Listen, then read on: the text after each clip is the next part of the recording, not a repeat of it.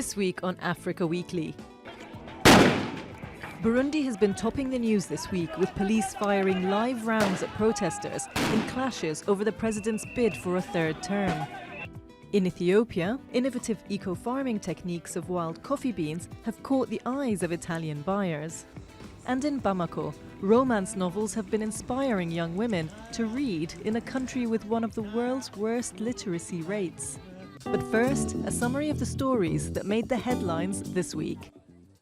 Starved and wounded, 275 women and children kidnapped by Islamist group Boko Haram were freed by Nigerian troops last weekend, with some transferred to a camp in eastern Nigeria. It has not yet been confirmed whether they are the same hostages who were abducted from their school in Chibok over a year ago. We're moving to the end of the Ebola threat, says UN Ebola envoy David Nabarro, in light of a decline in the number of infections in Sierra Leone and Guinea. But Nabarro warned that precautions must continue to be taken, especially with the rainy season on the way.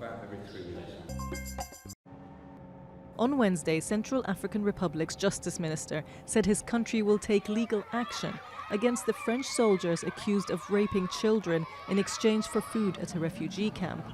Prosecutors in Paris have opened an investigation into the reports, with France's defense ministry pledging to take all the measures necessary for the truth to come out.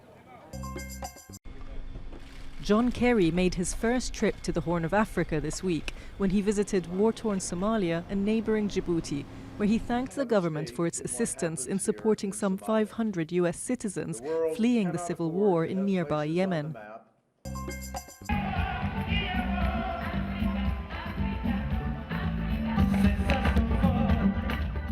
Malian singer Salif Keita performed at the Harare International Festival of Arts in Zimbabwe earlier this week and called for an end to the recent xenophobic violence that has shaken South Africa.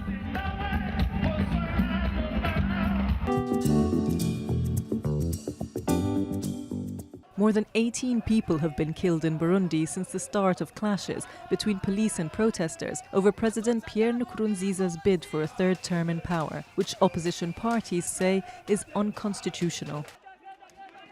For 2 weeks, violence has been escalating in the Burundian capital of Bujumbura after incumbent President Pierre Nkurunziza announced he would run in upcoming presidential elections for a third term.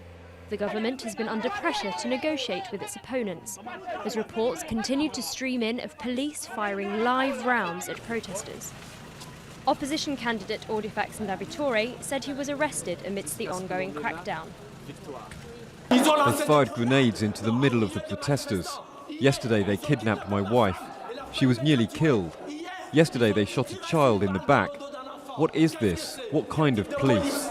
Critics say the president's candidacy violates the constitution and a peace deal that ended the civil war in 2006. And on Tuesday, the Constitutional Court gave its green light to the rebel-turned-president in a ruling that his first presidential term didn't count, as he was elected by Parliament rather than the people. This only fueled more anger on the streets. We're going to carry on until the end, until he says, "I won't run, I stand corrected."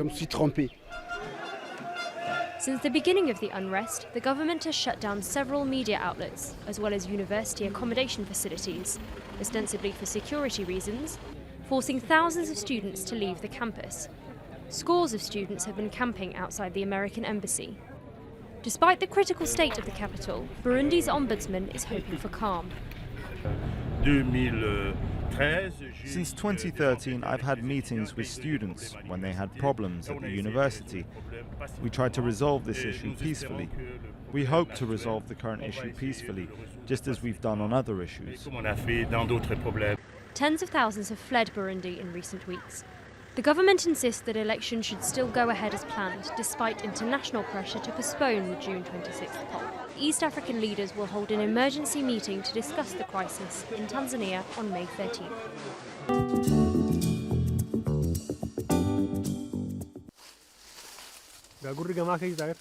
Deep in southern Ethiopia's Harena forest, wild coffee trees dominate the undergrowth. Protected from the highland sun by a thick canopy, this is Arabica coffee's natural habitat. And when in season, the coffee beans don't just feed the local baboons, they provide a livelihood for local farmers. The forest is crucial for our survival, as the coffee gives us a lot of benefits. If we didn't have this forest, we wouldn't be able to harvest and produce this coffee. The coffee survives if the forest is here. If we cut the trees and plant coffee everywhere, then the coffee has a short lifespan. The coffee that grows under the jungle's shade will be here forever. That's why it's so important for us.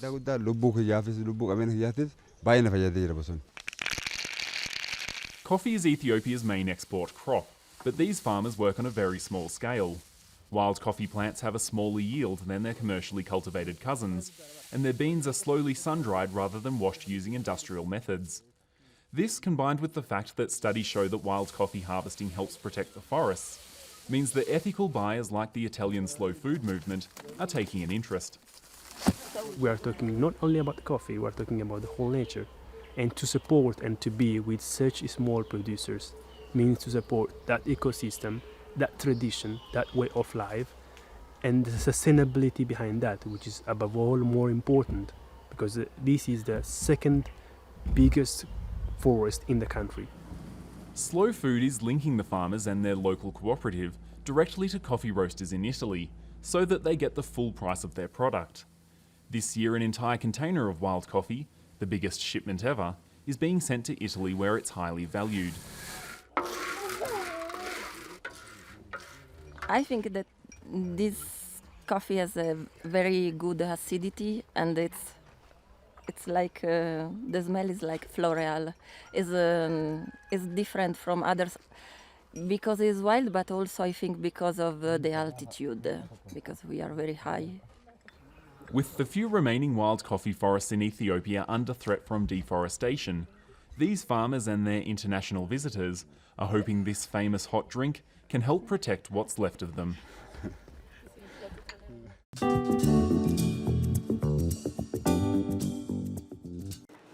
Jarabi, in the Malian language Bambara, is the word for love. It's also the title given to an unprecedented collection of romance novels. The stories, all written by women, tell tales of young couples caught between tradition and the modern world. They're giving a rare voice to women's intimate feelings. And it's hoped they will also encourage more women to read in a country where as few as 1 in 4 women are literate. The fact that readers can relate to each other, the setting, the problems, the characters, means this could perhaps break the negative impression they have of reading. Mali has one of the world's worst literacy rates. Though more adult men can read and write than women, it's still less than half the population. But young women have found inspiration through these new role models. They do very well at school. I'd like to be like them. And on top of that, they behave very well. They have good jobs in good companies, and they are very well paid. The novels also blend Mali's traditional cultures with modern influences. The relationships we experience every day, that's what I try to bring to my writing, because it's the reality. We think it's only in Western countries, but that's not the case. How can a young Malian woman have an online romance? That's what we can discover. 5 Jarabi titles have already been published, with more in the pipeline. It's hoped this will help Malians turn the page on a way of life where reading has been neglected and help give rise to the country's next generation of writers.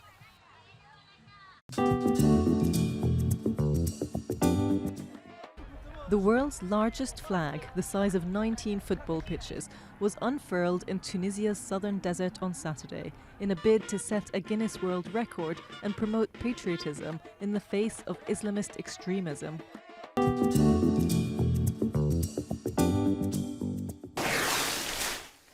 Next week we'll head to Botswana, where elephants are becoming both a source of tourist revenue and a scourge for farmers. And we'll go back to Ethiopia, this time to meet the skaters of Addis Ababa. That's all from us at Africa Weekly. Until next week.